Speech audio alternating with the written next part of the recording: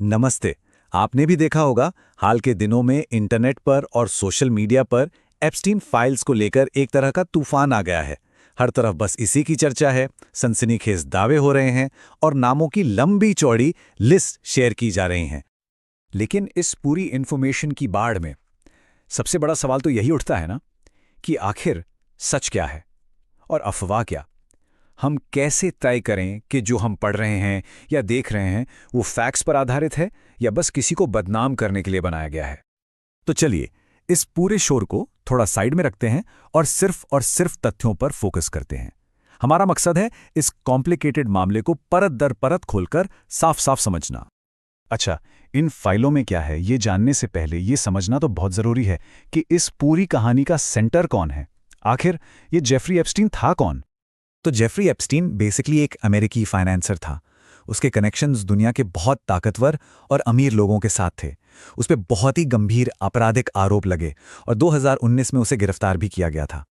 ये मामला इतना बड़ा इसलिए बन गया क्योंकि इसमें पावर, पैसा और इंसाफ की लड़ाई, इन तीनों का एक खतरनाक कॉकटेल शामिल था। और हम सब जानते हैं, जब भी ये तीनों चीजें टकराती हैं तो मामला बहुत ज्यादा पेचीदा हो जाता है।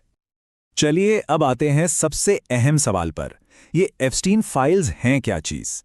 क्या ये वाकई कोई एक सीक्रेट लिस्ट है जैसा कि सोशल मीडिया पर कहा जा रहा है?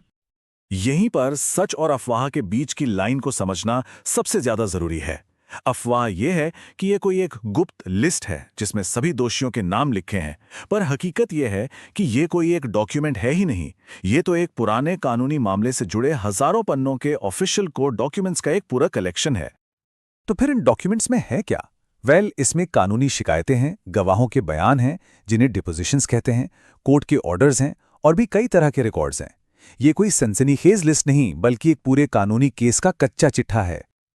और एक और जरूरी बात समझनी होगी, इन डॉक्यूमेंट्स के कई हिस्सों को रिडैक्ट किया गया है। मतलब जो भी सेंसिटिव जानकारी है, जैसे कि पीड़ितों के नाम, उन पर काली पट्टी लगा दी गई है। इसका मतलब ये हुआ कि जो जानकारी हमें दिख रही है वो भी पूरी नहीं है, वो अधूरी है।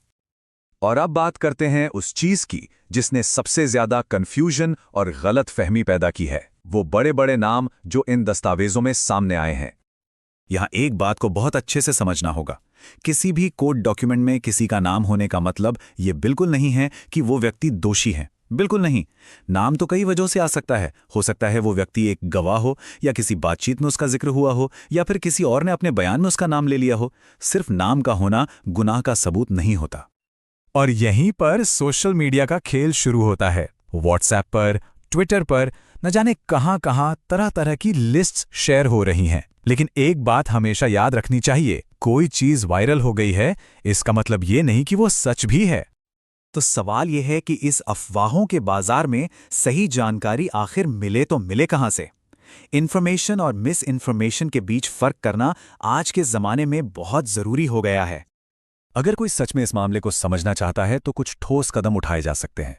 पहला, ऑफिशियल कोर्ट रिकॉर्ड्स को देखने की कोशिश करें जो ऑनलाइन मौजूद है। दूसरा, भरोसेमंद न्यूज एजेंसीज को पढ़ें जो सिर्फ क्लिकबेट नहीं बल्कि असल में रिसर्च और फैक्ट चेकिंग करते हैं। और तीसरा, जो कानूनी एक्सपर्ट्स इस पर एनालिसिस लिख रहे हैं उन्हें पढ़ें। और सबसे जरूरी सलाह, सोशल मीडिया पर वायरल हो रहे रैंडम स्क्रीनशॉट्स और एडिट की हुई तस्वीरों पर आंख बंद करके भरोसा तो बिल्कुल मत कीजिए। ये अक्सर गलत जानकारी फैलाने के सबसे बड़े हथियार होते हैं। तो इस पूरी बातचीत का निचोड़ क्या है? What's the final takeaway? हमें इस मामले से क्या सीखना चाहिए? बात बहुत सीधी सी है।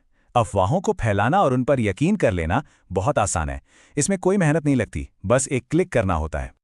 लेकिन तथ्यों को समझना, उनकी तह तक जाना, वो मुश्किल होता है। उसमें समय भी लगता है और मेहनत भी। पर आखिर में, चाहे अदालत हो या समाज, मायने सिर्फ और सिर्फ तथ्यों और सबूतों के होते हैं।